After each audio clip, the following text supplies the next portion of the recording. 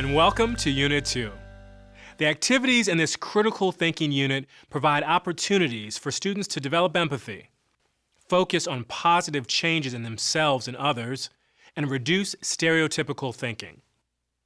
Our goals are to develop and maintain a positive classroom environment and to foster healthy relationships where empathizing with and understanding each other are key. In this unit, we will work on Pop That Thought Bubble, learning about empathy, caterpillar thoughts, and stereotype detectives. To help us navigate the lessons, each activity is clearly explained and organized to help set the stage, facilitate the activity, and wrap it up. As with all of the lessons, the Sanford Harmony program encourages you to add or adapt activities to meet your classroom needs. Check the program materials or go to the Sanford Harmony website for further study. In Pop That Thought Bubble, students participate in exercises to illustrate the connection between their thoughts, feelings, and actions. And they practice thinking in positive and inclusive ways. To set the stage, students will discuss their inner thoughts or thought bubbles. Have the class try to think about and then write down all of the thoughts they had at school that morning. Give students 1 minute to do this exercise and discuss how hard or easy it was to recall all of their thoughts. It's very difficult to do because sometimes our thoughts have a mind of their own. Students are divided into diverse groups to work on the Pop That Thought Bubble worksheet. On your worksheet, there are 4 situations. Your job is to pop that negative thought bubble and replace it with a more positive thought that would ultimately lead to a positive action. To wrap up this section, bring the class back together to discuss the experience. The Sanford Harmony program materials include suggestions for everyday moments, which have supplemental activities and advice for how to keep conversations engaging while encouraging students to learn more deeply about themes in each unit. Be sure to look over these everyday moment suggestions. A fun idea is to hang a blank connection board on your wall. Use the board to illustrate how students' thoughts influence their feelings and actions. This will be especially helpful when teachers notice students engaging in behaviors that need to be redirected or reinforced. In learning about empathy, students play the empathy game to practice recognizing each other's feelings and perspectives, and they learn to respond to one another in understanding ways.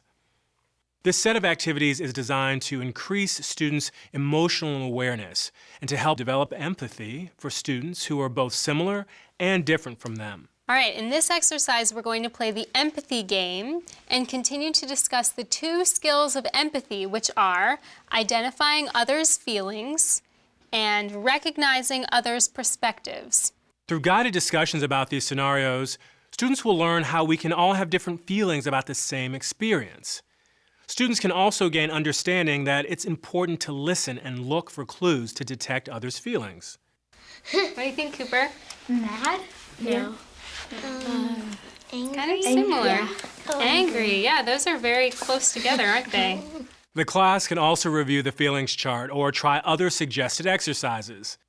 To wrap things up, discuss this experience with students and come up with a plan to use these empathy skills in class.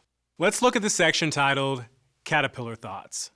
In this lesson, students participate in exercises to promote the perspective that personalities and abilities can change and improve. We can all change our thoughts so that we can think and act in more positive ways. There are several materials included with this lesson to help set the stage and facilitate learning experiences for the class.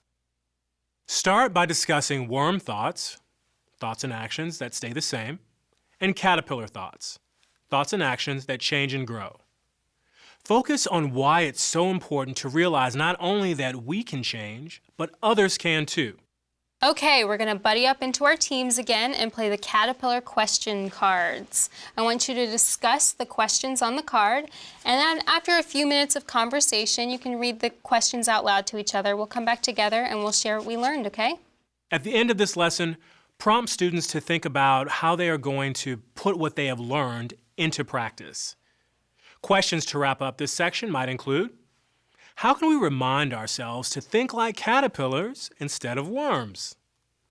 The Everyday Moment section has some great insights about this lesson.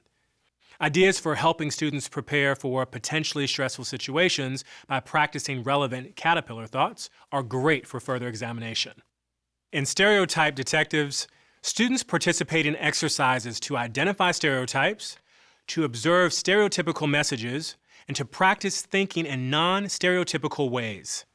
In this unit, there are so many great activities to help students learn about stereotyping.